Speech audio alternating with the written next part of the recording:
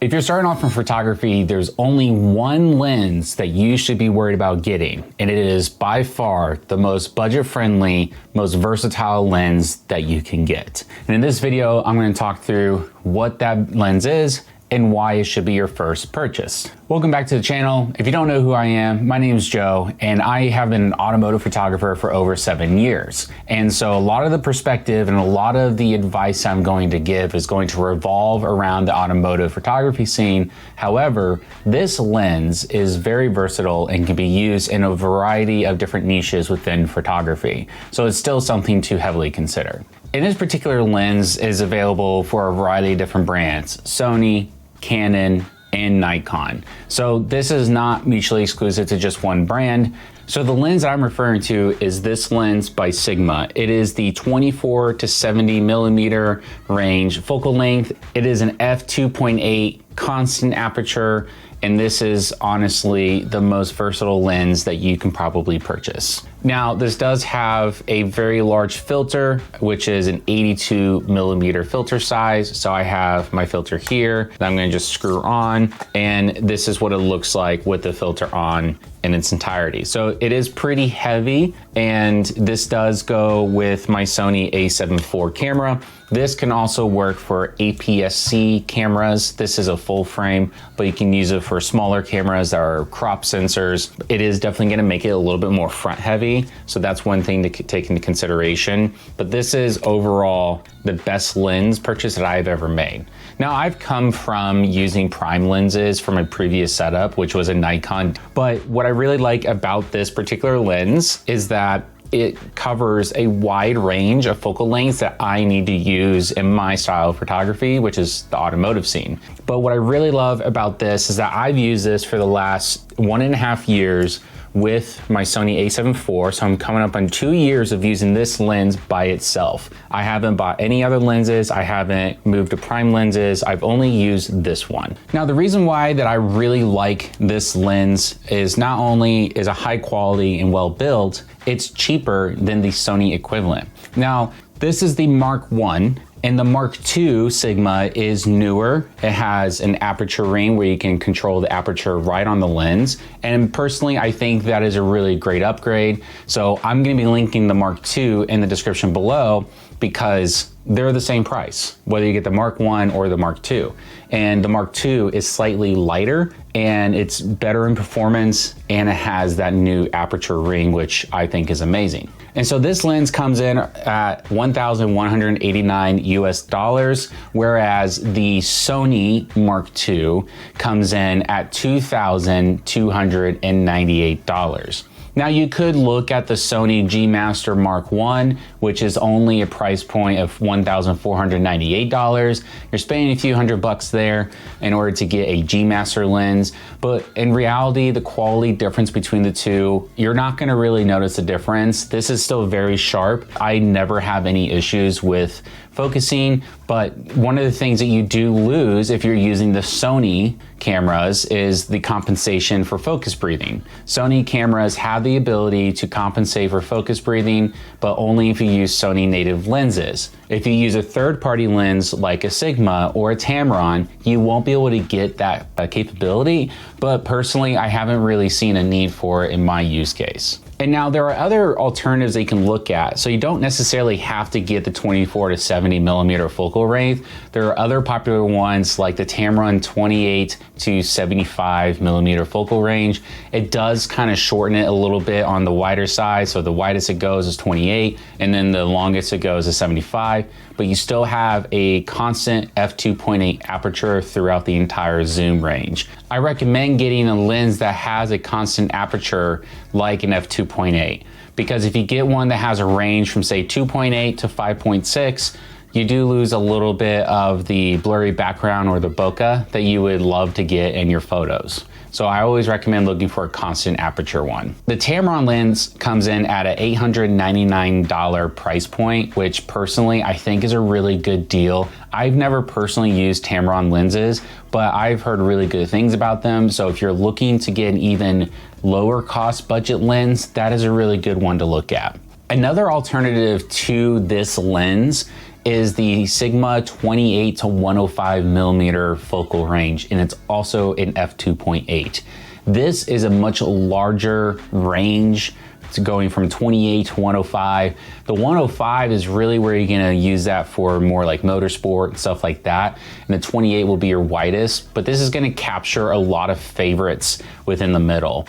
For automotive work, 35, 50, 85, and even 105 are highly sought after focal ranges for lenses. So you'll see people who will buy a lens for each focal range in a prime lens. Prime meaning that it doesn't zoom.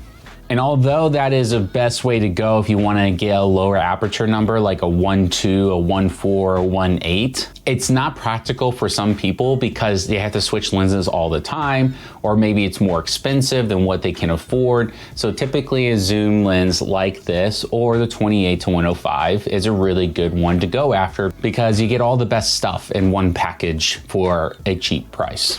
Now, the 28 to 105 has a price point of $1,479, but when you look at it in that perspective, that's better than getting 3 separate lenses that are probably gonna cost more all combined together than just one lens. And for people like me, where I'm running and gunning and I don't really have time to swap lenses, I can just zoom in, zoom out, whatever I need to do in the moment. And I still have a constant aperture of 2.8. And what's great about it too is if you were to go even with the 28 to 105, you're paying the same price as the Mark I of the Sony G Master lens, which is only a 24 to 70 range. So you actually get more use, more versatility out of the cheaper alternative with a larger zoom range. And there are people out there who will probably be in the comments and say, oh, like Sony's better, always get native lenses, et cetera, et cetera. But I think for this particular setup, for people who are trying to do something on a budget, this is the best lens to go for, especially since, like, for me personally, I got a lot of paid gigs with this lens and this camera setup, and this only cost me $4,000. And I know $4,000 is a lot of money, but this lens can go in multiple camera bodies. So you don't have to get the most expensive body. You can get a cheaper body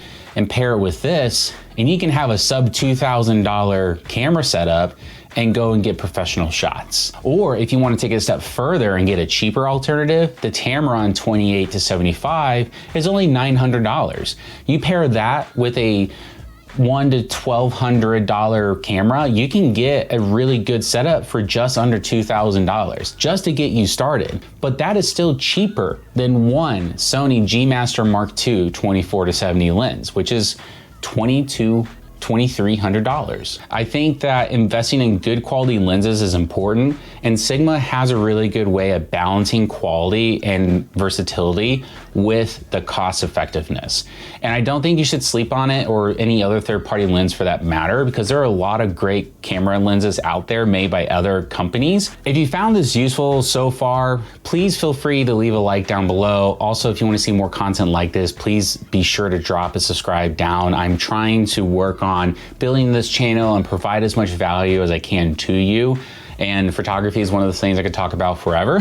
So this is definitely something that I'm interested in and sharing with you, and my own personal experiences.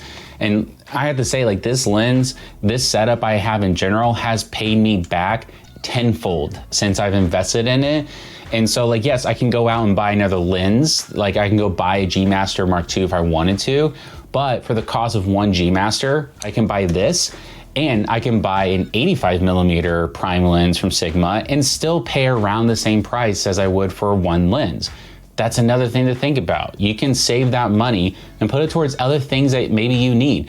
Maybe you need extra SD cards. Maybe you need a cage. Maybe you need extra batteries, you know, things like that. So you don't have to put all your money into one particular item. You can have a well-balanced camera setup and still get the job done. I never get people asking me when I take pictures, what lens did you use for this picture?